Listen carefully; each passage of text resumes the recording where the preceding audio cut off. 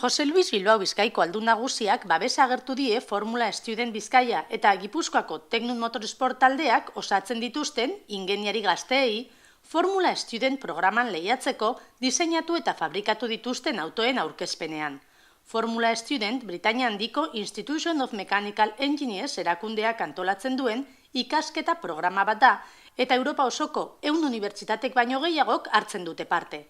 Jose Luis Bilbaok nabarmendu du Bizkaiko Foru Aldundiak duela 3 urtetik hona babesten duela ekimen hau zuzenean eta aizeren bidez etorkizunean automobilgintzan jardungo duten profesionalei laguntza eta bultzada emateko. Ildo horretan zehaztu du aurten 80.000 euroko diru laguntza jasotzen duela. Bizkaiko Foru Aldundian gazteakaz gagoz orain, gure laguntza inoiz baino gehiago behar daben momentuan, adierazi du aldun nagusiak.